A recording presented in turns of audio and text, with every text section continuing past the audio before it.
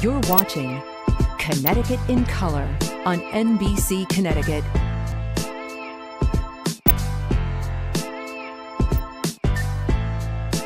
Easy. Lightly, a light bump. And just say easy, easy, a light bump. There you go. Welcome back to Connecticut in Color. I'm Leslie Mays, and I'm standing in the middle of a horse barn in Hartford. A lot of people might be surprised to discover that a place like this exists in the middle of Connecticut's capital city, but we are at the home of the Ebony Horsewomen. It's right in Equine Park, and it's a place where you can do things like ride a horse, take a lesson, or go to summer camp. It is also a place for healing. And joining me now to talk about this really interesting place is Patricia Kelly. You are the CEO, the president, the founder of the Ebony Horsewomen. So let's just get right into it. Tell me how it came to be that you started a place like this. Well, I didn't start a place like this in the beginning. It was an organization. It was for women. It was in the early 80s. Not a lot for us to do as urban women. No malls, but I had written when I was a child, right in this neighborhood. There was an organization called the Ebony Horsemen that were phasing out about that time. So I went to one of the members and I said, hey, I want to ride again. I had come back from the Marine Corps, had this bucket list, and it was to get back on a horse, and so I did. And we've been off ever since then. It was about 2 years after that when we were riding through Equine Park, when we ran into some young boys who didn't realize we were on real horses. And so at that point I said, we've got to now change this organization to address kids, because it was the mid-'80s, the height of the heroin epidemic here in Hartford, and the kids were in a lot of trouble. So we changed the organization from a women's organization to a kids organization, and the history is as it is.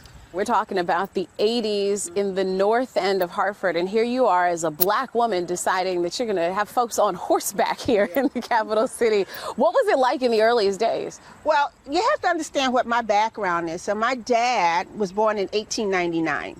My grandparents were slaves, and my father had been a jockey, and I didn't know this until I was mid-30s, but I had this horse love in me.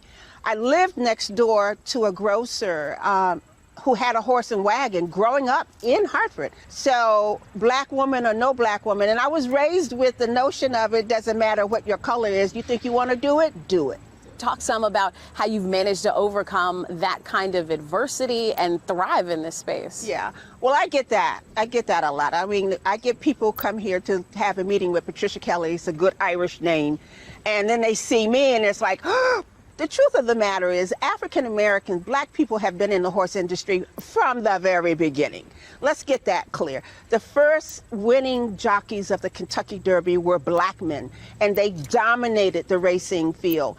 Up until the time where the Kentucky Derby wanted to license black men, and they would not license black men. And many of those black men went to Russia to ride and win. And black cowboys were 1 in 3 in the West. So the idea that this is new for us is ridiculous. We've been in it from the very beginning. And so if I'm a young person or even, you know, an adult, and I'm thinking about horses and saying, no, that's not for me, that's not for somebody who looks like us, what would you say to them about why they should think about this? Horse pucky. It is for anybody who wants to do it. It has nothing to do with race. It has nothing to do, it does now have something to do with money, which is why we are where we are. It is extremely expensive to partake in the horse industry and riding lessons. And to manage a horse farm like this, an equestrian center, it's very, very expensive, but we meet the challenge because we think it's important to have our children have the same resources and opportunities as any other child. And so that message to the next child would be? This newer generation really does not understand racism as I do, because they were born into this. I came up through the 40s and the 50s. I saw strange fruit. I saw it where it was. I saw the lynchings. I see it where it is now. These children are born into this. And so their concept of racism doesn't come until they're a lot older, until they're slapped in the face with it. They understand how they're treated differently in different places, but they really don't understand. So that kind of thought process of, can I really do this? It's not really present What is present is, can I afford this? You guys do a lot of things here. We're talking about horseback riding and lessons that folks have, but I think what's really special is that you do this equine therapy. Tell me the proper name of it and exactly how it works. Right, well, there's two kinds of therapy. There's one that's called equine-assisted therapy, and then there's the other that's called equine-assisted psychotherapy. So equine-assisted therapy is anything that you do with a horse, whether it's brushing a horse, walking a horse, riding a horse, being in connection in any geographical area with the horse. It's equine therapy because you get a sense of calmness. You're less stressed. You feel more grounded around these horses. Psychotherapy has to be delivered by a licensed clinician, a therapist, and with a horse specialist, pretty much like what we see behind us. That is now done not on a horse, it's always done on the ground with horses, and it gives people the opportunity to find the root of the trauma. Horses are prey animals and we are predators. Horses are usually suspicious of us, the number one. But number two, horses have the ability to measure energy levels.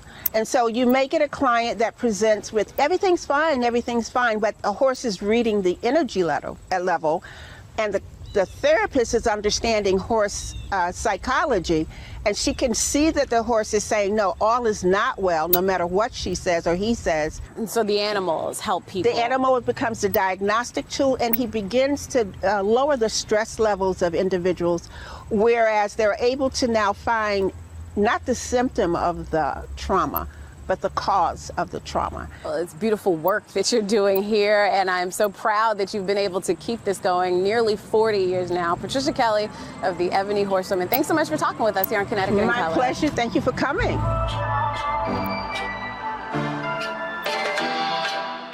Horses are herding animals, and when you remove a horse from its herd and bring it into a ring with two individuals, we now become one herd together.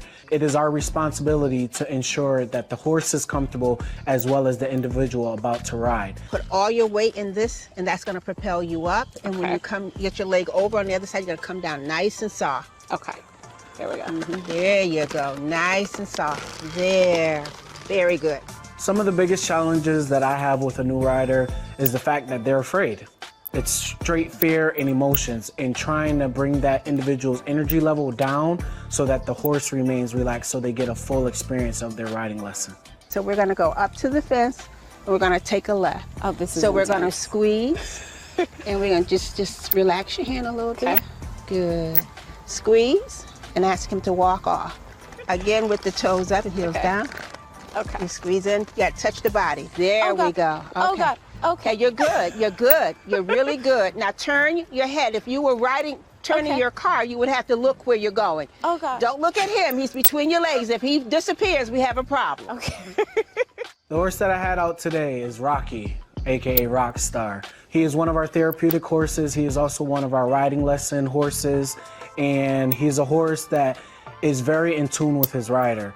He's very prone to picking up the individual's energy level, and he'll instantly mirror that. Well, this was fun. Okay, so you got tension somewhere in your body because he picked up speed. Okay. So I need you to relax. All right.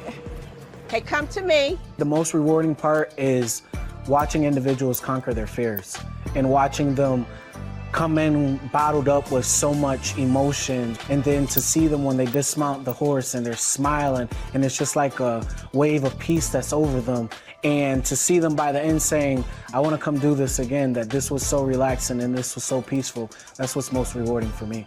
Thanks so much for joining us today for another episode of Connecticut in Color. I certainly hope you enjoyed it and maybe learned something new. You can go to nbcconnecticut.com/Connecticut in Color to see our full collection of stories. I'm Leslie Mays, and we'll see you again soon.